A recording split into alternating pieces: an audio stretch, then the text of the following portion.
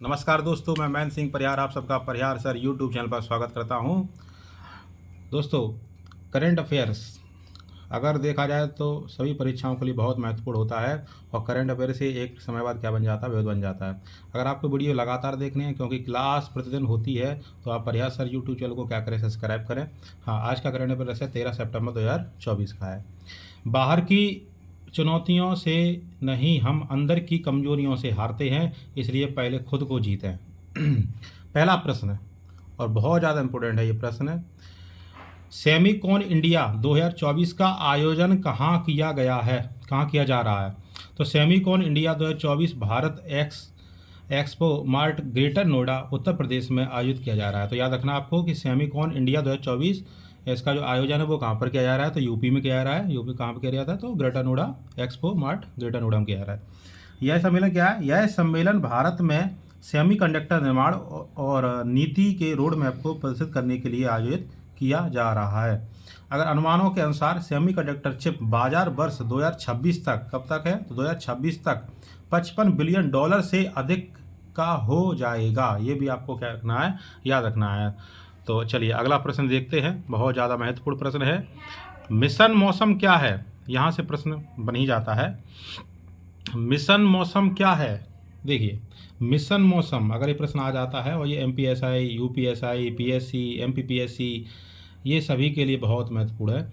Mission मौसम भारत सरकार द्वारा शुरू की गई एक महत्वाकांक्षी परियोजना है। तो याद रखना है ये किस सरकार के द्वारा की गई है, तो भारत सरकार के द्वारा योजना शुरू की गई है, जिसका उद्देश्य देश के मौसम पूर्वानुमान की सटीकता और समय सीमा में सुधार करना है।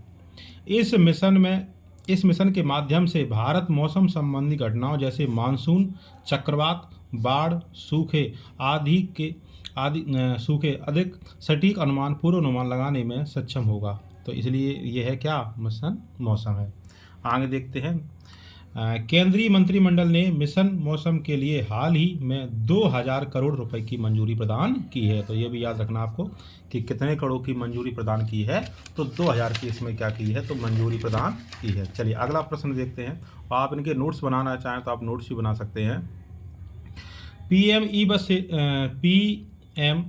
ई बस सेवा भुगतान सुरक्षा तंत्र क्या है? तो यह एक सरकारी पहल है, याद रखना है, जिसका उद्देश्य देश में इलेक्ट्रिक बसों को बढ़ावा देना और सार्वजनिक परिवहन को अधिक किफ़ायती और पर्यावरण के अनुकूल बनाना है। इस योजना में एक समर्पित कोष बनाया गया है जो ऑपरेटरों को समय पर भुगतान सुनिश्चित करता है। तो आपको याद रखना कि PM ई बस सेवा क्या है, तो ये बता दिया है। चलिए अगला प्रश्न बहुत इंपॉर्टेंट, बहुत महत्वपूर्ण प्रश्न है, ध्यान से देखेंगे इस चीज़ को। विवेकानंद के शिकागो भाषण की 132वीं वर्षगांठ कब मनाई गई? तो विवेकानंद मतलब स्वामी विवेकानंद ने भाषण दिया था शिकागो में, तो वो दिया था 11 सितंबर को, और तो 11 सितंबर को ही क्या मनाई गई है, इनकी वर्षगांठ मनाई गई है शिकागो भाषण की। 11 सितंबर 1893 को क्या दिया था, को शिकागो में विश्व धर्म संसद में यह भाषण दिया गया था। तो याद रखना है कि भाषण कब दिया गया है, तो 11 सितंबर 1893 को, और कहाँ पर, तो शिकागो में दिया गया है। विश्व धर्म संसद में, कौन संसद दिया गया है, तो विश्व धर्म संसद में यह भाषण दिया गया है। इस भाषण ने भारत को एक आध्यात्मिक देश के रूप में स्थापित किया है। तो यह भाषण किसने दिया था, तो यह भाषण दिया था स्वामी विवेकानंद। हाँ, तो ये प्रश्न भी बन सकता है, ये आपको याद होने चाहिए कि इनका जन्म कब हुआ था, किनका, स्वामी विवेकानंद का, 12 जनवरी 1863। इनकी मृत्यु कब हुई थी, तो 4 जुलाई 1902 को इनकी मृत्यु हुई थी। चलिए 13 सितंबर की महत्वपूर्ण घटना है, ये बहुत महत्वपूर्ण, यहाँ से प्रश्न बन ही जाता है। 13 सितंबर आज का दिन क्यों इंपॉर्टेंट है? 13 सितंबर 1948 को सरदार वल्लभ भाई पटेल ने भारतीय सेना को हैदराबाद पर चढ़ाई का आदेश दिया। 3 दिन जंग चली। 3 दिन जंग के बाद इसके भारत में क्या विलय की घोषणा हुई थी। तो ये किसने दिया था, तो ये दिया था सरदार वल्लभ भाई पटेल ने। कब? 13 सितंबर 1948 को।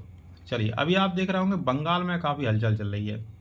बंगाल में आज आपने देखा हो, 13 सितंबर की बात है कि ममता जो बनर्जी है, तो एक केस चल रहा है वहाँ पर, एक केस चल रहा है वहाँ पर। सभी जो डॉक्टर वगैरह हैं तो उनको ममता बनर्जी ने बुलाया है। तो डॉक्टर अधिकांश डॉक्टर आए हैं, लेकिन डॉक्टर की ये शर्त थी कि डॉक्टर की ये शर्त थी कि ममता बनर्जी से जो बातचीत होगी वो उसका क्या करें, लाइव प्रसारण करें। तो ममता बनर्जी ने मतलब लाइव प्रसारण का मना कर दिया और डायरेक्ट कहा है कि आप ऐसे ही करके क्या करें, बातचीत करें। तो अधिकांश डॉक्टर में वहाँ डॉक्टर पहुँचे ही नहीं हैं, तो ममता बनर्जी बैठी रही हैं। जब ममता बनर्जी बैठी रहीं तो उन्होंने कहा कि मैं क्या करती हूँ, अपना इस्तीफा दे देती हूँ। तो वहाँ के राज्यपाल भी नाराज़ हुए।